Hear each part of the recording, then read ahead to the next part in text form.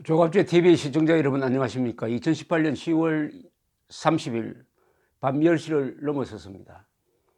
북핵 문제를 둘러싼 국제 무대에서 한국인의 입장에서 한국인의 안전을 지키기 위해서 힘쓰고 있는 사람은 문재인 대통령이 아닙니다. 문재인 대통령은 김정은의 안전과 한국인의 안전을 놓고 김정은 편을 들고 있습니다. 그래야 한국인의 안전을 김정은을 위해서 희생시키고 있습니다. 수많은 예를 들 수가 있습니다. 최근에 있었던 남북 군사 합의서는 김정은에게 유리하고 한국인에게 치명적으로 불리한 문서입니다. 그래서 이것은 백기 투항 문서다, 항복 문서다라는 말까지 나오고 있습니다. 더구나 북한 주민의 인권 문제를 일체 거론하지 않고 있습니다. 트럼프 대통령 또한 김정은에게 속아서 한국인의 안전을 도외시하고 있습니다. 다만 북한에 대한 제재는 계속 유지하고 있다는 요즘은 우리를 안도하게 하는 바가 있습니다. 놀랍게도 한국인의 입장과 똑같은 입장을 취하고 있는 사람이 있습니다. 아베 일본 총리입니다. 그는 북한의 완전한 비핵화, 장거리 미사일뿐만 아니라 중거리 미사일도 없애야 한다. 그러면서 북한의 인권 문제도 거론하고 북한 인권 주관까지 설정을 해가지고 일본인 납북자뿐만 아니라 탈북자 문제 등을 제기를 하고 있습니다. 특히 이거 북한의 인권 문제를 제기하는 데는 EU와 일본이 유엔에서 앞장서고 있습니다. 이 한미일 동맹관계입니다. 동시에 핵 문제에 대해서는 일본과 한국이 공동 보조를 취해야 됩니다. 일본과 한국 사이는 준군사 동맹관계입니다. 왜냐하면 유엔군 사령부가 전방사령부는 한국에 있지만 후방사령부는 일본에 있습니다. 한국에서 또 전쟁이 일어나면 일본에 있는 7개 미군 기지에서 출동하는 비행기와 함정이 한국을 돕게 돼 있어요. 그러니까 한국과 일본은 공동의 적을 갖고 있습니다. 공동의 위협을 갖고 있습니다. 그런데 오늘 한국과 일본 사이에 참 사이를 어렵게 만드는 판결이 하나 나왔습니다. 대법원 전원 합의체는 여운택 씨 등 고 여운택 씨 등 4명이 신일철 주검 옛 신일본 제철을 상대로 손해배상 청구 소송을 제기한 지 13년 8개월 만에 신일철 주검이 여씨 등에게 각 1억 원씩 배상하도록 한 원심 판결을 확정했습니다. 이 사건의 핵심 쟁점은 뭐냐? 1965년 한일 청구권 협정으로 인하여 여씨 등의 손해배상 청구권이 소멸되었느냐, 아직도 살아있느냐, 이것이 법적 쟁점이었습니다. 대법관 다수는 일본 정부의 한반도에 대한 불법적인 식민 지배, 침략 전쟁의 수행과 직결된 일본 기업의 반인도적 불법 행위를 전제로 하는 강제동원 피해자의 일본 기업에 대한 위자료 청구권은 청구권 협정의 적용 대상에 포함되지 않는다. 이렇게 보면서 일본 기업이 배상하라, 1억 원씩 배상하라 하는 판결을 내렸습니다. 여기에 일본 정부가 발칵한 것은 예상이 되었던 이야기인데, 이번 판결에서도 이견이 있었습니다. 즉 소수 의견이 있었습니다.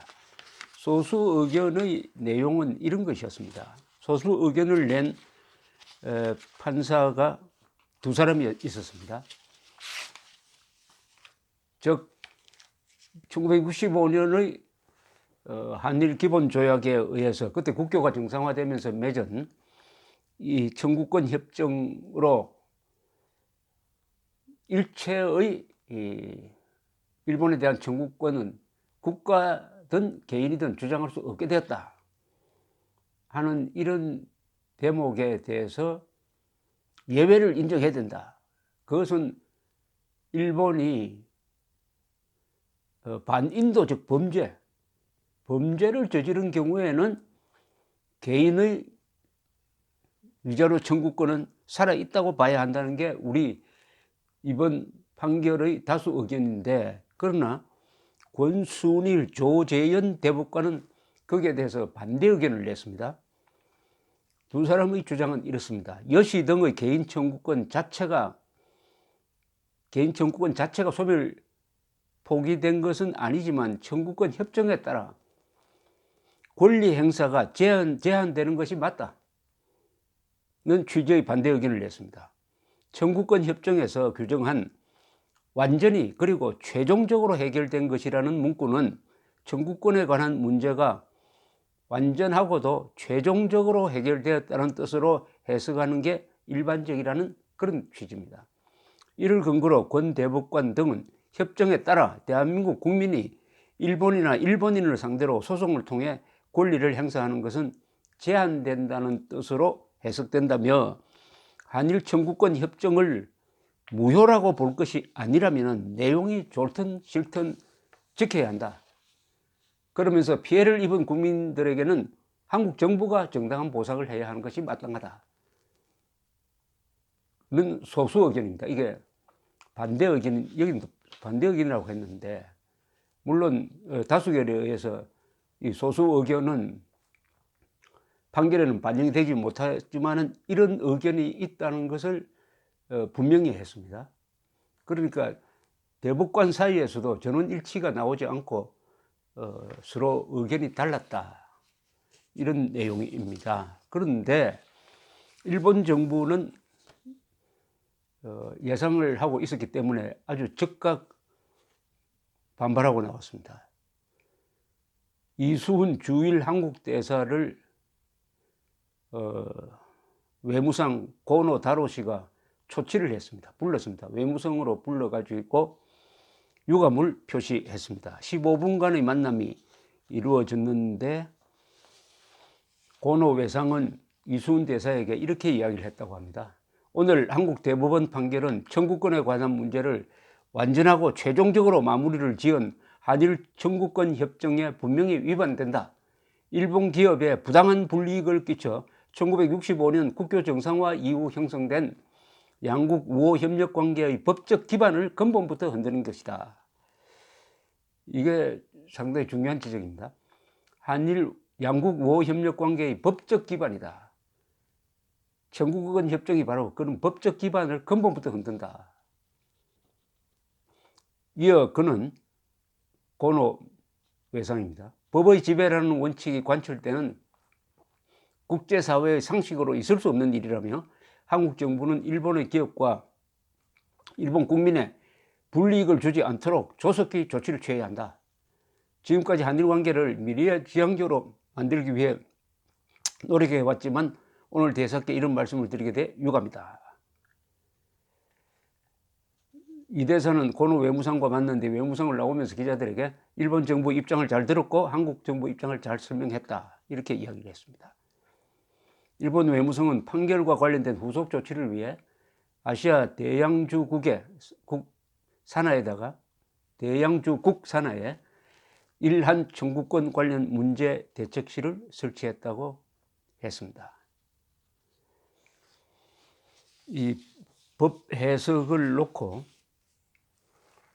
한국 안에서도 대법관들 중에서도 소수 의견이나마 이것은 무리다라는 이야기가 있었던 것으로 보아, 또 이게 재판을 거치면서 여러 번 판결이 바뀌었습니다. 1심, 2심 판결은 원고 패소 판결을 내렸다가 대법원이 항소 파기를 하고 하면서 또 한 번 이렇게 뒤집어지고 대법원에 이번에 두 번째 올라와서 배상 판결이 내려진 것입니다.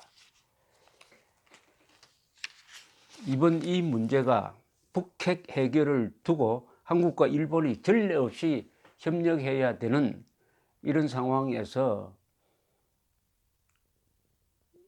법원의 판결이 우리 국가 이익 중에서도 가장 중요한 안보 이익을 훼손시키지 않도록 하려면은 이 정부가 나서가지고, 우리 정부가 나서가지고, 아쉬운 쪽은 우리입니다. 북한의 핵 위협은 한국에 더 절실합니다. 그리고 아베 수상은 한국인을 위해서 열심히 뛰고 있습니다. 그러니까 이런 관계가 결정적 타격을 받으면 현재 손해를 볼 사람은 한국인입니다. 국가 이익에 걸려 있습니다. 물론 강제징용 피해자들의 권리도 고려되어야 합니다. 또 이미 대법원의 판결이 나왔습니다. 문제는 이것을 집행하는 과정에서 한국과 일본이 양국 관계의 기본을 손상시키지 않도록 슬기롭게 할 수 있는 방법이 있을 것입니다. 이게 외교고 정치죠. 외교 정치가 판결에 의해서 치명적 영향을 받으면 안 됩니다.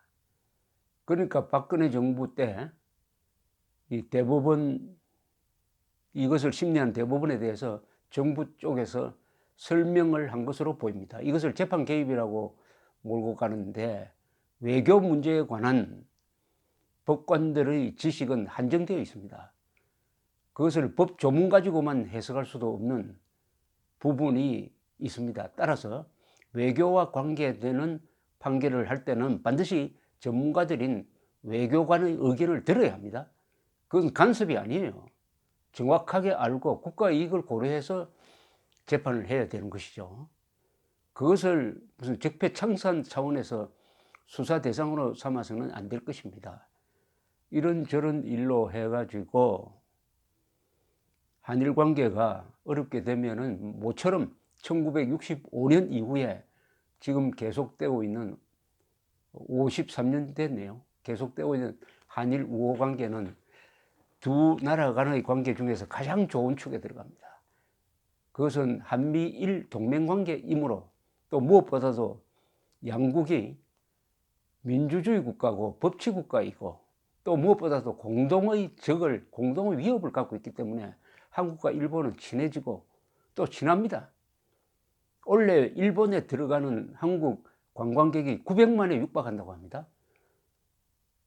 정부 대 정부 관계는 나쁘지만은 한국인이 일본을 좋아하니까 일본을 그렇게 많이 가는, 어느 나라보다도 일본에 많이 가는 거 아니겠습니까? 일본 사람들이 한국에 오는 숫자는 3분의 1 정도밖에 안 됩니다. 한 300만 정도밖에 안 돼요. 어떻게 보면 숫자만 보면은 한국인이 일본을 더 좋아한다, 이렇게 볼 수도 있는 면이 있습니다. 그러니까 국민 대 국민 관계가 손상되면 안 되겠죠. 오늘 이 판결이 또 경제 또는 다른 문화 교류에 영향을 주어서는 안 된다고 생각합니다. 저는 2013년 아베 총리를 처음 인터뷰를 했을 때 이런 제안을 한 적이 있습니다. 한국, 일본, 중국은 유교 문화권 또는 때로는 불교 문화권, 무엇보다도 한자 문화권의 일원으로서 공존, 공영해야 한다. 그러려면은 한국이 자유통일을 해야 한다. 한반도가 자유통일된 나라가 있으면 과거에 신라가 삼국통일을 했을 때처럼 동북아가 평화를 같이 누리게 된다. 그러기 위해서는 한중 이런 세 가지 원칙에 합의하는 게 좋은 거 아니냐. 그 원칙은 첫째, 무력 불사용의 원칙. 문제가 있더라도 전쟁을 통해서 해결하면 안 된다. 두 번째, 정경분리의 원칙. 정치와 경제는 분리해야 한다. 정치 관계가 나쁘다 하더라도 무역보복을 한다든지 하면 안 된다. 정경분리. 세 번째는 국민 친선. 국민과 국민 간의 관계는 정부와 정부와의 관계없이 더 친선을 강화해야 한다. 이런 이야기를 했더니 적극 찬성한다고 이야기를 하더구만요. 어쨌든 한국과 일본과 중국은 어느 나라도 이사를 갈 수가 없습니다. 오랜 공존, 공영, 그리고 갈등의 역사를 갖고 있지만은, 그러나 지금의 한일 관계는 무엇보다도 민주주의 국가와 민주주의 국가의 사이니까 이런 문제도 조용하게 대화로 해결을 하면서 이 파장이 안보라든지 경제라든지 국민과 국민의 감정으로 악화되지 않도록 양국이 책임자들이 문재인 대통령과 아베 총리가 적극적으로 노력해야 되고 그 필요성은 북한의 핵 위기에 무방비로 노출되어 있는 한국이 더 강하다. 저는 이렇게 봅니다. 감사합니다.